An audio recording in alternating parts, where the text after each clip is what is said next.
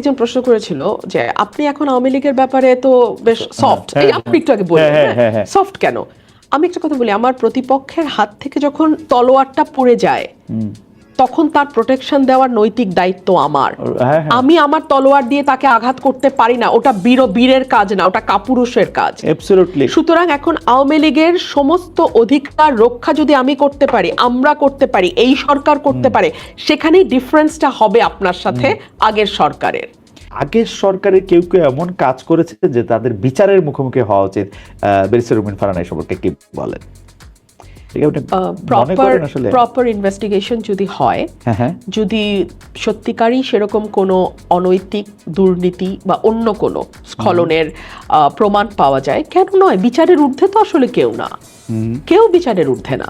আপনি ধরেন একটা সে ফর এক্সাম্পল, এই গত 17 মাসে মব কয়টা হয়েছে বলেন তো? আমি তো আসলে হিসাব রাখতে রাখতে আমি আর হিসাব রাখতে পারি নাই। হ্যাঁ, মাজার ভাঙা গুনতে গুনতে আমি আর এক পর্যায়ে আই ওয়াজ লস্ট। হ্যাঁ, আর 360 দিনে 365টা, এটা মুখস্থ আমার বলছিলাম বলে মনে আছে, কিন্তু 360 দিন তো না, 365 দিন তো না, এটা তো আরো 6 মাস লিঙ্গার করছে। আমার কয়টা মাজার ভাঙা হয়েছে আমি জানি না। এগুলার কি বিচার হবে না, হওয়া উচিত না খালেদ ভাই? মাজার ভাঙা হয়েছে মানে কার জানি সম্মান ঠিক রাখার জন্য আপনি কবর থেকে লোকটাকে নামায় আপনি তাকে পুরাই দিচ্ছেন, এবং সেটা আপনি ফেসবুক লাইভ করছেন, সেইটার মধ্যে থেকে আপনি আসলে ভিডিও করে বাজারে ছাড়ছেন। কার জানি আপনি সম্মান রক্ষা করছেন, কার কোন মানে কি বলে কোন স্পিরিট রক্ষার জন্য আপনি গিয়ে 2টা বিল্ডিং এ আগুন লাগাই দিচ্ছেন, সেটা 2টা পত্রিকা, যে আপনি এটা হচ্ছে আপনার জুলাই স্পিরিট। আপনি মানে এইগুলি তো আসলে আমি জানি না, মানে এগুলি যারা করছে, যারা উস্কাইছে।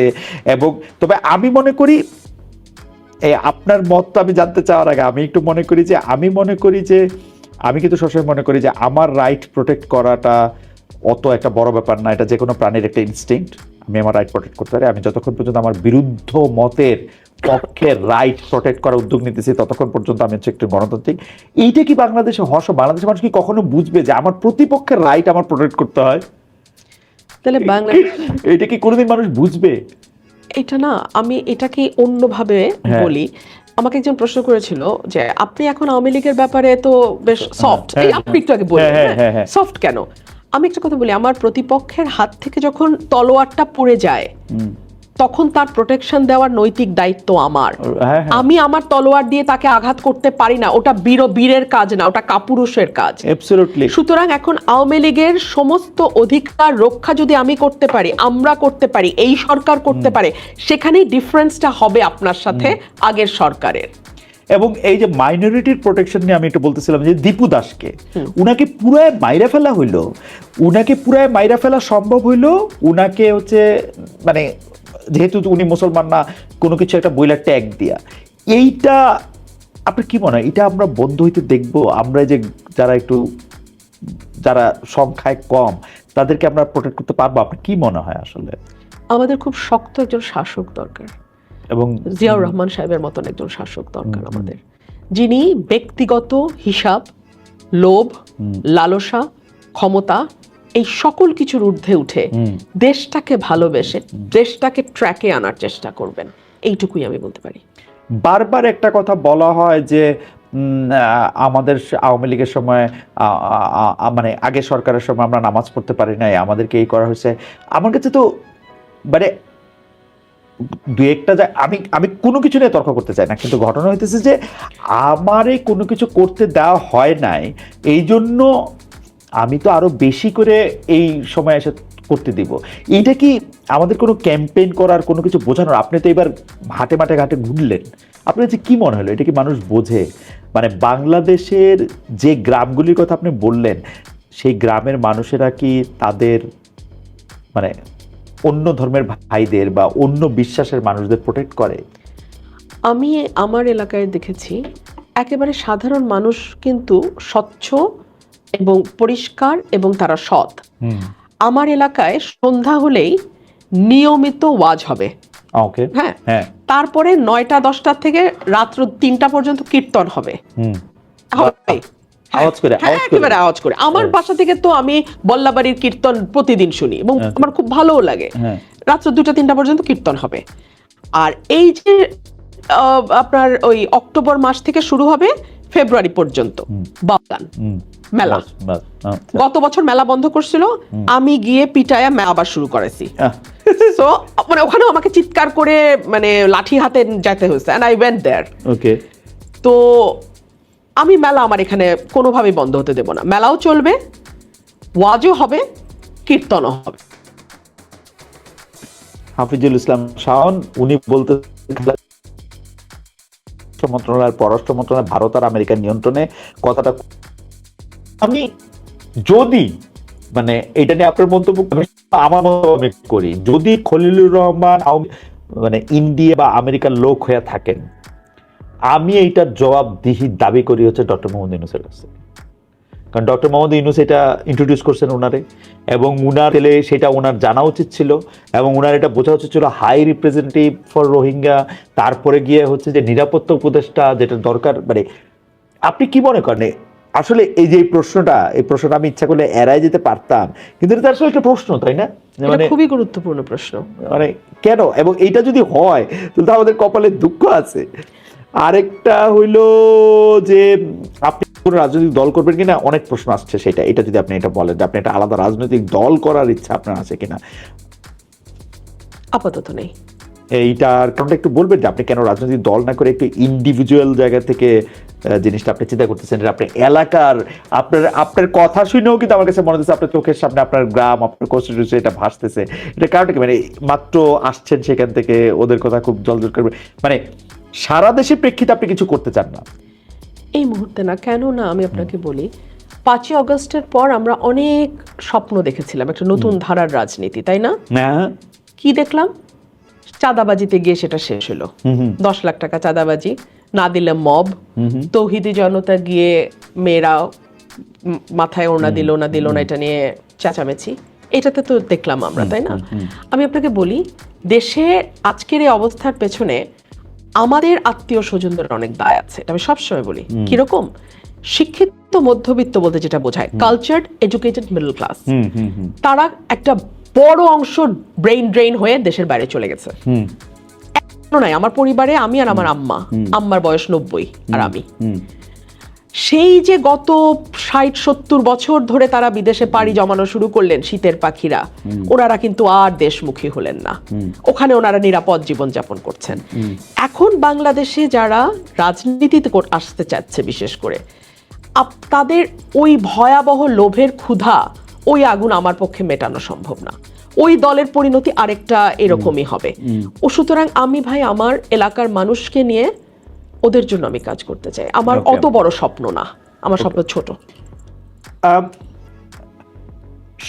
পাঠকদের প্রশ্ন থেকে এইটা একটা প্রশ্ন, এটা আমার মনেও এই প্রশ্নটা ছিল যে শিক্ষা ব্যবস্থা বা পাঠ্যক্রম, পড়ার বই এভাবে শেখানো হইতেছে, এইটা আপনি কিরকম দেখেন? মানে এটা তো একটা মেসিভ সংস্কার হওয়া দরকার, কিন্তু আমরা দেখতেছি যে এইটা সংস্কার হওয়ার সময় এটাকে একটা পলিটিক্যাল লেন্সে দেখা হচ্ছে, মানে 2026-এর লেন্সে না, এটা যুক্তির লেন্সে না, এটা পলিটিক্যাল লেন্সে। মানে যেই সরকারের যখন যেটা তখন মানে মনে হইতেছে আমার এটার সামনে আনা দরকার, আমার এটাকে গ্লোরিফাই করা দরকার, এটাই করাচ্ছে। আপনি কি মনে করেন এর থেকে মুক্তি পাবে বাংলাদেশ? মানে এই সরকারকে এটার দিকে মনোযোগ দিবে? মানে শিক্ষামন্ত্রী একজনকে করা হয়েছে, তার সম্পর্কে সবচেয়ে বড় কথা তিনি দৌড়ায় নকল ধরতো, কিন্তু পুরো শিক্ষা ব্যবস্থা করেই করেন। মানে শিক্ষা ব্যবস্থা আপনি যেটা শিখলেন, কি শিখতেছে? পাঠ্যক্রমের অবস্থা বা আমরা যেগুলি পাঠ করতেছি তো ভয়াবহ অবস্থা। এইটা আমাদের এই সরকারকে ফেসবুক দিকে তাকিয়ে দেশ চালালে চলবে না। ওকে, হ্যাঁ, পপুলিস্ট অ্যাপ্রোচের দিকে গেলে হবে না। আমার মনে হয় দেশে এখনো শিক্ষা ব্যবস্থা নিয়ে যারা কাজ করেন, অভিজ্ঞ এক্সপার্ট আছেন, ওনাদের সঙ্গে বসে পুরো কারিকুলামটা রিভিউ করা দরকার। পুরো শিক্ষা, যেমন আমি, আমার যেহেতু বাসায় কোনো শিক্ষার্থী নাই, আমি বলতে পারবো না, কিন্তু আমার কর্মীরা অনেক সময় বলে যে আপা কিছু তো পড়ে না, ও সারাটা দিন ঘুমায়, কালকে নাকি পরীক্ষা, একটু মোবাইলে কি দেখে, পরদিন গিয়ে পরীক্ষা দেয়, মোবাইল ছাড়া নাকি আজকাল বাচ্চারা পড়াশোনা হয় না। সো এইভাবে তো আসলে আপনি বিশ্বমান তো দূরের কথা, আপনি তো জাতীয় মানই শুদ্ধভাবে বাংলা, ইংরেজি বাদ দিলাম, ইংরেজি হয় না, শুদ্ধভাবে বাংলায় 4টা লাইন একটা বিএ পাশ করা ছেলে লিখতে পারে না। Right. আমি লিখতে দিয়ে Right. ধাক্কা খেয়ে আপনাকে বলতেছি না, আমি তো সাংবাদিকতা লোক হিসাবে আমার তো দেখছি যতদিন এটা লেখার ছিল 3টা শুদ্ধ বাংলা বাক্য পরপর লিখতে পারে এরকম লোকের সঙ্গে তাই না? কোথায় দাড়ি দেয়, কোথায় কমা দেয়, আমি কিছু বুঝি না, অর্থ দাঁড়ায় না। তো আমার মনে হয় পুরো ব্যবস্থাটা আবার আমাদের ঠান্ডাভাবে ঢেলে সাজিয়ে শুরু করতে হবে। যে ডিম ভাজি এগুলো নিশ্চয়ই জরুরি, ডিম ভাজি জানতে হবে আপনাকে, জীবনে চলতে হলে খাওয়া দাওয়া করতে হবে, কিন্তু ওইটা যেন আপনার শিক্ষা ব্যবস্থার ফোকাস না হয়। না, আমি আপনাকে আসলে আরো অনেকক্ষণ আগে শেষ কথা বলে তারপর দর্শকদের এটা আমি আসলে ভালো দেখতে পাচ্ছিলাম না, পরে দেখার পরে তারপর অনেকগুলি প্রসঙ্গ আপনার কাছে কিন্তু বাংলাদেশের দর্শকদের অনেক রকম অনেক বিষয় নিয়ে আসা আছে। আপনি সারা দেশের একটা দল করবেন কিনা, আপনি বিএনপিতে আবার যোগ দিবেন কিনা, আপনার আসলে পলিটিক্যাল ভবিষ্যৎ, আপনি শিক্ষা ব্যবস্থা নিয়ে আপনি কি মনে করেন, আপনি ধর্ম ব্যবস্থা নিয়ে আপনি কি মনে করেন। আমার শেষ প্রশ্ন দর্শকদের এই প্রশ্ন থেকে এটা করা, মানে দর্শকদের প্রশ্ন থেকে শেষ প্রশ্ন, সেটা হচ্ছে যে আপনি কি মনে করেন আসলে মানুষে মানুষে যেটাকে আমরা হারমোনি বা একটা এটাকে কি বলবো পারস্পরিক সৌহার্দ্যবোধ আনতে হলে আসলে কি করতে হবে? মানে আমি আর আপনি তো অবশ্যই ডিফারেন্ট, মানে আমি রংপুরের, আপনি ব্রাহ্মণবাড়িয়ার, আপনি মেয়ে আমি ছেলে, ওরকম ভাবে নানাভাবেই তো আমাদের পার্থক্য করা যায়। আপনি একটা ধর্ম বিশ্বাস করতে পারেন, আমি আর একটা ধর্ম বিশ্বাস করতে পারি। এটার মধ্যে আসলে এই সৌহার্দ্যটা কেমনে হবে? মানে আমরা এতজন মানুষ মানে মিলবো কি শর্তে? আমাদের প্রথম শর্ত হচ্ছে আমরা প্রত্যেকে বাংলাদেশী, আমরা বাংলাদেশের নাগরিক হিসেবে আমাদের প্রত্যেকের কিছু দায়িত্ব আছে, আবার কিছু অধিকারও আছে। আপনি আপনার অধিকার তখন পুরোপুরি বুঝে পাবেন যখন আপনি আপনার দায়িত্বটা করবেন। মানে এখানে আমি এভাবে বোঝাতে চাইছি যে প্রতিটি নাগরিক যদি তার অধিকার সম্পর্কে সচেতন হওয়ার সাথে সাথে তার দায়িত্ব সম্পর্কেও সচেতন হয়, তাহলে আমার মনে হয় আগামীর বাংলাদেশ করাটা আমাদের জন্য আরেকটু সহজতর হবে। বা কোটা আছে, আপনি তো এখন আর কোনো কিছুতেই বিলং করতেছেন না, তাহলে আপনার রাজনৈতিক ভবিষ্যৎটা কি? মানে আমি যদি সহজ করে ব্যাপারটা বলি যে 5 বছর পর আপনি আপনাকে কোথায় দেখতেছেন? মানে আপনি সংসদে ভালো ভালো কথা বলতেছেন, পয়েন্ট অফ অর্ডারে দাঁড়াচ্ছেন, আপনি নোটিশ দিচ্ছেন, কিন্তু এটা কোথায় যাচ্ছেটা কোথায়? এবং এর জন্য কিন্তু আপনাকে বড় স্যাক্রিফাইস করতে হচ্ছে। আপনি কিছুক্ষণ আগে বললেন যে 3 বা 4 লাখ টাকা, কারণ আমার বন্ধুরা আমি খুব ভালো করেই জানি আপনি যেরকম পরিচিত মানে লয়ার, তার ফলে আপনার জন্য এটা আরো সহজ। তো এই স্যাক্রিফাইসটা করে আপনি আসলে কি কি করবেন আসলে আপনার, বা কি পাবেন? আমার এখন 1 নাম্বার কাজ, বিশ্বাস করেন আর কিছু না, আমার এলাকার উন্নয়ন। ওকে, আমি এই মানুষগুলোর কাছে দায়বদ্ধ, ওয়াদাবদ্ধ, ঋণী। এই ঋণটা সার্বিক ঋণ। আমার এলাকার মানুষ একেবারে প্রান্তিক মানুষ খালেদ ভাই, হয়তো সারা বছর ও চিকিৎসার জন্য বা আগামী বছরের জমিটা নিবে সেই জন্য 50,000 টাকা জমাইছিল, ময়লা পুরানো নোট খালেদ ভাই আমার হাতে এসে দিয়ে গেছে। আপনি যদি বলেন আবেগ, এই মানুষগুলাকে আমি আমার জীবনের চেয়ে বেশি ভালোবাসি। আমার সম্মান, আমার মর্যাদা, আমাকে যতভাবে অপমান করা হয়েছিল তার জবাব আমার এলাকার মানুষ দিয়েছে। ওদের কাছে আমার ব্যক্তিগত ঋণ আছে, এই ঋণটা আমার শোধ করতে হবে। আমি আপনার আবেগটা বুঝতে পারি রুমিন, আপনাকে তো আসলে কয়েকটা ফ্রন্টে যুদ্ধ করতে হয়েছে, এটা একটা ডিফারেন্ট, মানে কখনো কখনো আপনার নিজের ছায়ার বিরুদ্ধে আপনার যুদ্ধ করতে হয়েছে। আপনি জানতেনও না যে কে আসলে আপনার লোক, কে আপনার লোক না, এখানে কে মানে কে বন্ধু কে শত্রু জানি না। কিন্তু আমার প্রশ্ন হচ্ছে, আপনি এলাকার উন্নয়নের কথা বলতেছেন, একটা এমপির কাজ কি আসলে এলাকার উন্নয়ন করা? মানে আমি তাহলে আপনি ওই পথেই কেন, মানে আমাদের পলিটিক্যাল পুরো স্ট্রাকচারটা রিফর্ম না হওয়া পর্যন্ত আমি একা একটা সিস্টেমে বাইরে যেতে পারবো না। ধরুন ওরা তো স্বপ্ন দেখেছে যে আমি ওদের জন্য এই রাস্তাটা করব, এটা আমার কাজ হোক আর না হোক, প্রচলিত রাজনীতিতে এটাই এমপির কাজ হিসেবে ধরা হয়েছে।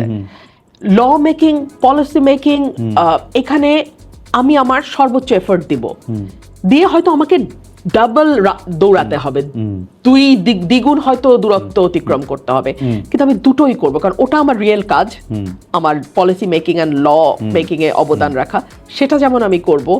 একই সঙ্গে আমার এলাকার মানুষ, এরা আমার রক্তের সম্পর্কের চেয়েও অনেক আপন, এদের জন্য আমার করতে হবে।